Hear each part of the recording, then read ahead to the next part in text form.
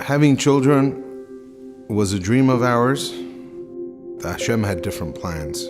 There's an expectation that you set the stopwatch, that 9 months after you get married, we have a Shalom Zachar or a Kiddush. That's the expectation. A year passes, 2 year passes. Every bris, you get a call, do you want to be the kvata?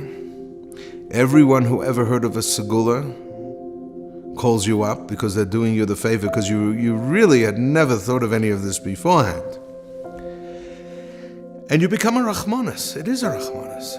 All your friends, they've moved on. Everyone's talking about life, the kids, they're complaining about the gan, the kindergarten, and the this and the that.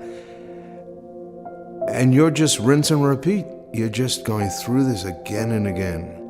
So 9 years after we're married, Baruch Hashem, our son came along, and it was really an unbelievable simcha.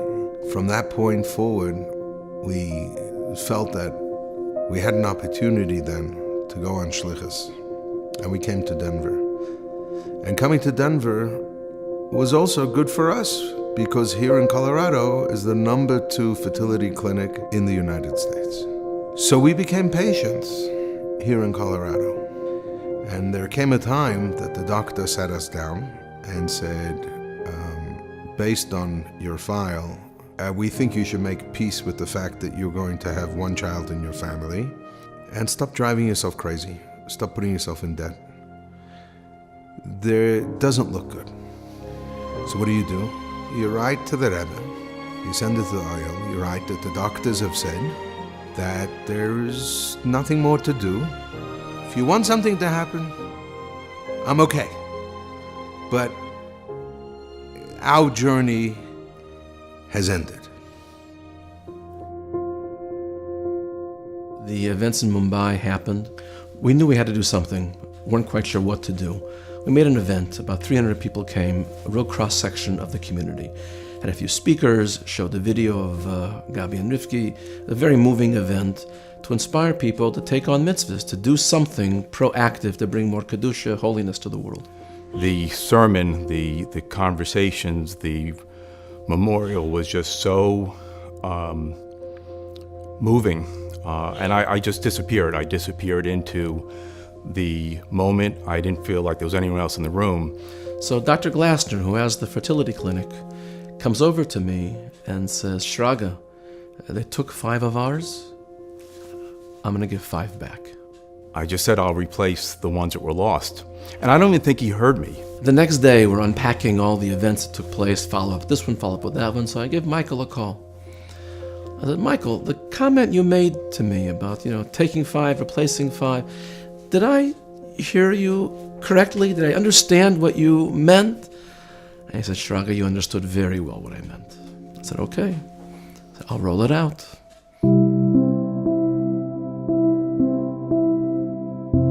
Shraga Sherman from Philadelphia is on the phone. Yossi, how are you? Remember we learned in Koilel together. Shraga, how can I help you? He says, Yossi, how can I help you? So I had no problem picking up the phone and saying, Yossi, I hear you have a situation. I have an opportunity. Does it interest you? I said, Shraga, do you know what it cost? 4 days later, I get a phone call from a rabbi from Denver. It was very clear we needed Lubavitcher Rabbonim to be involved in this process as well. So Baruch Hashem, Rabbi Ullman was able to get involved in this process. He took a tour of the clinic with Dr. Glassner's entire staff, and we were able to implement the Rebbe's insights, the Rebbe's Heiros in these matters. I sit my wife down. I say, listen, remember we wrote to the Rebbe and we said we've done everything we can do? There's a doctor who wants to sponsor one. What's devastating is to see the light go out of people's eyes and to see their dream disappear. He looks through the file and he tells us, you have to promise me that when this doesn't work, you'll come back and try again. Somebody tells me that they're done, they're finished, they don't want to, they accept their fate, that's okay. But when they tell me we still have that dream and then it's a money issue, that shouldn't be there. And that's what I try to do. We're scheduled to fly in to Philadelphia to be monitored. We were supposed to leave on a Tuesday. Shabbos, my mother-in-law passes away. Motzi Shabbos, after we hear the news, the first call my wife makes is to the doctor to say, we're canceling. I have a funeral to go to. I have to sit Shiva. The doctor says, where are you sitting Shiva? Wife says, Boston. He says, if I find doctors to monitor you in Boston, and you can come at the end of the week, Friday, you'll come back here. So my wife asked her father, and her father said, this is what her mother would want. Friday we come to Philadelphia, and after the doctor's appointments, we go to Rabbi Sherman's house, and here's a couple walks into the house that I don't think his wife ever met us before, and my wife's sitting shiva in his house. It was one of those moments where obviously it's tragic, and it's not enough that we're sharing some most intimate aspects of a couple's life, creating a child, that we have the opportunity to host her with the full cycle of life, the end to the beginning, everything in between. For my wife and I, it was an incredible opportunity to truly be there for a brother and for a sister in a time when they really needed it. All we had to provide was the space, but that space was crucial to them at that moment. And it wasn't just a physical space. We tried really hard to create an emotional space where she could, on the one hand, grieve a loss, and the other time, at the self-same moment, focus on creating a future.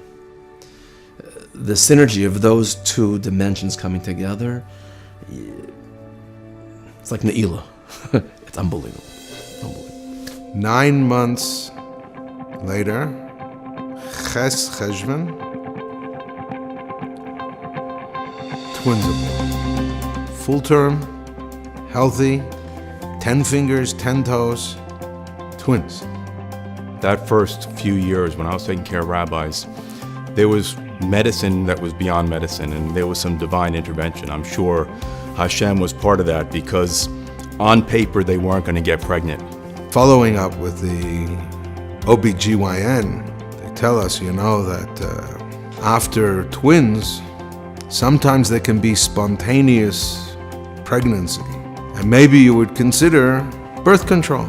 So I'm looking at this doctor and I said, 1 second, you're saying that after trying for 20 years, it could be that we may have a baby naturally? He said, yes. You understand? So we need to do something about it. I said, do something about it? Are you crazy? 20 years I'm paying, and now if Hashem wants to give us one for free, we're going to say no? Out of this phone call from Shraga Sherman, what was us making peace with having one child, we're now, Baruch Hashem, have a family of 4. But we're a miracle family.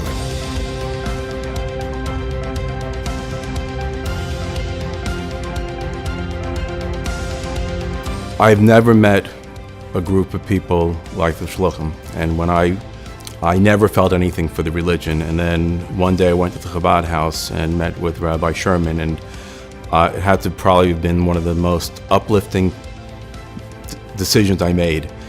My dream is to one day be financially secure enough that I can just do this for free, because that's what breaks my heart, that people don't open the door, don't come in to try. Sometimes we think if another shliach gets involved with one of our balabatim, it will affect us. And what this proved to me is that it affected me very positively. My relationship with Michael is of a different nature than it was beforehand. Because after Yossi, there were a number of other shluchim, quite a number of other shluchim, that came through Dr. Glasner's clinic. So when the event in Mumbai happened, and we know the Rebbe's approach is you got to do. Hemshech HaBinyan, continue with the building, that's what's going to bring the comfort and consolation. So we have to be a Hemshech HaBinyan. And when you start something, you have no idea where it's going to go. And we see here the impact that it had on not just for Yossi and his family, but for so many other shluchim and shluchas.